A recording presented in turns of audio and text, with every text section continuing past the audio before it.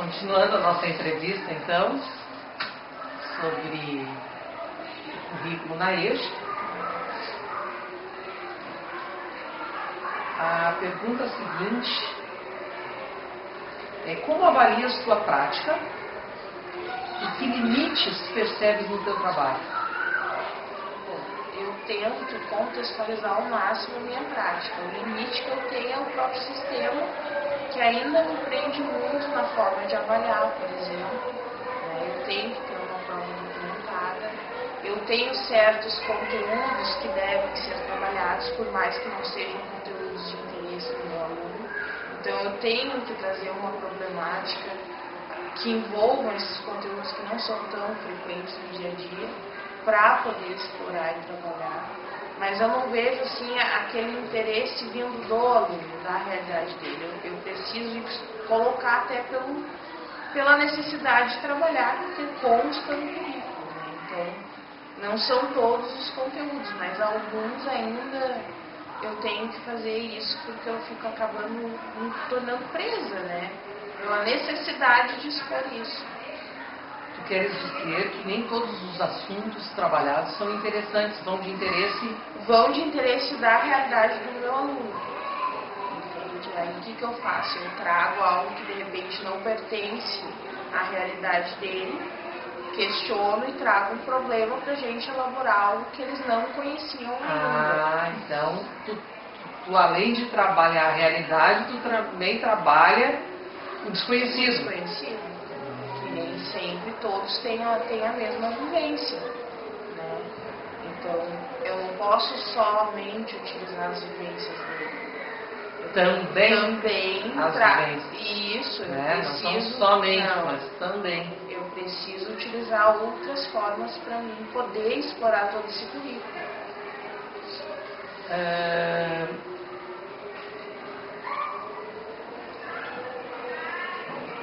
Tu achas que a educação está sempre em mutação? Claro, sempre em mutação, até porque os tempos são outros, inclusive na questão cultural. A gente vê que a maneira de pensar do ser humano se mostra diferente, né? A escola tem que acompanhar essa evolução. As necessidades se modificam com o passar do tempo, né? Os interesses se modificam. Então a escola, a educação tem que estar em mudança. É uma mudança que não é para agora, é para longo prazo, porque a gente vai se adaptando. Mas a gente observa que hoje a escola, do jeito que está, não está conseguindo suprir todas as necessidades e às vezes até ansiedades que os alunos chegam aqui, né? E a gente daí acaba tendo que se moldar a essa realidade. E aí é um processo que não é tão a curto prazo, mais a longo.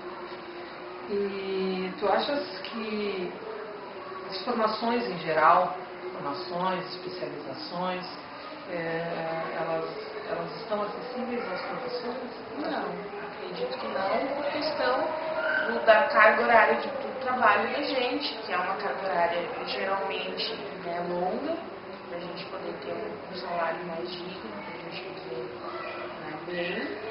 A gente tem trabalho fora de sala de aula, que é a preocupação com a prática, né, o que a gente vai fazer, essa preparação que envolve tempo, né, e até pela questão financeira também, que geralmente a gente acaba indo para instituições, né, que são privadas, e aí também tem um gasto que às vezes a gente não tem condições de fazer, ou tu diminui tua carga horária para fazer, tu não tem condições de pagar, né, porque tu é obrigada a diminuir. E se tu continua no mesmo ritmo, tu não tem tempo para isso. Então é complicado conciliar hoje em dia. Tratando dessa mesma questão, em especial, tu acha que o curso da EJA, todos aqueles docentes que trabalham com a EJA, eles deveriam ter uma formação específica para isso? Tu acha que isso faz falta? O professor que hoje trabalha... Não garante. Não garante. Não garante. Eu acho que não garante, mas acredito que ia mudar muito o pensamento dos colegas. colegas ainda não têm noção dessa necessidade de tratar diferente o nosso aluno da EJA. Então, a formação acaba mostrando uma realidade que, de repente, ele não conseguiu ver ainda. A necessidade de trabalhar com áreas de interesse, a necessidade de contextualizar, de conhecer as vivências do nosso aluno, né, que é importante, e trazer isso para dentro do nosso currículo, que é uma tarefa difícil, porque existem várias teorias, mas a receita de como colocar em prática nem sempre a gente encontra. Então a gente tenta associar a sala de aula dia a dia com o que a gente leu, com o que a gente pesquisou, né? Para a gente ter um êxito, que é o que a gente busca sempre. Mesmo sendo um curso de ensino médio, ele é diferenciado em função de ser para a modalidade de jovens e adultos, que em algum momento o sistema falhou e eles hoje retornam para a escola. Há professores que trabalham ensino médio regular e EJA. Sim. Às vezes na própria instituição escolar, também outras, né? Tu achas que tem professores que trabalham exatamente da mesma maneira? No regular e na EJA? Olha, eu acredito que sim. Porque como eu escuto muitos meus alunos, a gente acaba sabendo coisas que saem um pouco fora da nossa disciplina, né? Eu trabalho tanto no normal como na EJA, e a forma de eu trabalhar é diferente, né? Eu não consigo trabalhar exatamente igual, até porque são vivências diferentes, o foco é diferente do aluno, né? Então é complicado querer achar que todos os alunos são iguais. É impossível, né? No próprio ensino médio eu tenho diferença de uma turma para outra. Eu não consigo, às vezes, adaptar, fazer o mesmo planejamento. Então, a gente tem que ter sempre em ideia que o nosso aluno ele é diferente. E analisar a realidade da turma para poder ter um êxito, né? Fazer um bom trabalho. E eles entenderem e construírem os seus conhecimentos. Ou remodelarem os já conceitos que eles vêm trazendo também, que nem sempre estão tão errados. Ou às vezes estão errados e aí eles têm que enxergar isso, né? Então é diferente. E infelizmente ainda a gente vê que ainda existem colegas que acabam tratando a EJA como um ensino médio normal, né?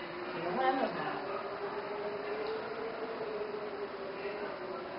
E aí nessa conclusão desse curso, né, onde há tanta diversidade de maneiras de trabalhar, de discentes, de mestres, que produto será que dá isso? Nem sempre um bom produto, né? O nosso aluno acaba, às vezes, saindo com várias falhas, né? Pensa-se assim, que o aproveitamento deveria ser Máximo. o máximo. Máximo. Mas aí onde acaba envolve mostrando tudo isso refletindo a nossa tantas coisas diversas, né? Questão de conteúdo, maneira de trabalhar, o próprio comprometimento, Claro. né? Tanto do professor quanto do aluno. Claro. Nós nunca vamos ter uma... Eu não tenho como garantir 100% em função dessas coisas assim. Porque, infelizmente, isso reflete aonde? O aluno. É o aluno que mostra o que a gente está trabalhando em sala de aula, o que a escola trabalhou quando ele sai daqui. Então, isso é o produto do nosso trabalho, né? E aí, não adianta eu em física tentar fazer o melhor, se na matemática ou se em outra disciplina se trata como um ensino médio normal. Ele acaba saindo com alguma habilidade com lacunas.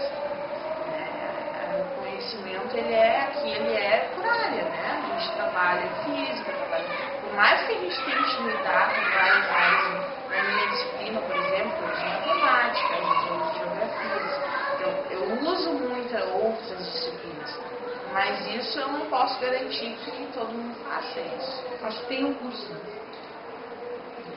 Não se tem como garantir, porque cada indivíduo pensa de um jeito. É único. É que aqui tudo devia ser especial, porque o aluno é especial também na questão de recuperação, Claro. né? Recuperar, tentar fazer o máximo por esse fechar as tempo lacunas perdido. que eles têm e deixar eles com essas lacunas fechadas e saírem assim, sem lacunas. Né? Mas é alguma coisa que é um pouco idealizada, porque a gente sabe que 100% a gente não consegue. Para concluir, então, professora, narra uma aula que já desenvolveste na modalidade. Veja. Então, uma aula que assim dá bastante resultado, que eles conseguem entender bastante, geralmente é com um experimento, né, que a gente debate, e aí esse experimento sempre está ligado a alguma área que eles estão envolvidos, ou na vida profissional, ou até no pessoal que viu alguém, tem alguém na família que trabalha na área. Então a gente debate muito, coleta dados, coloca isso no quadro, forma uma tabela, e depois que a gente vai para o gráfico, e depois que a gente tenta montar o mecanismo que a gente fala que é a fórmula, para demonstrar esses resultados. Mas na realidade a gente vai trabalhando com modelos até chegar. A fórmula é a última coisa que a gente utiliza.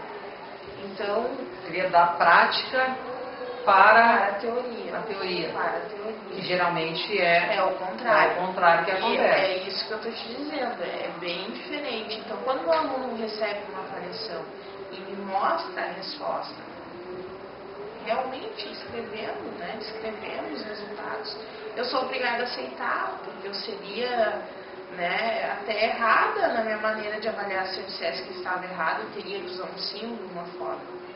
Se eu ensinei, introduzi um conteúdo desta forma, então não tem por que eu exigir que ele me coloque um resultado utilizando um S, um T de tempo, entende?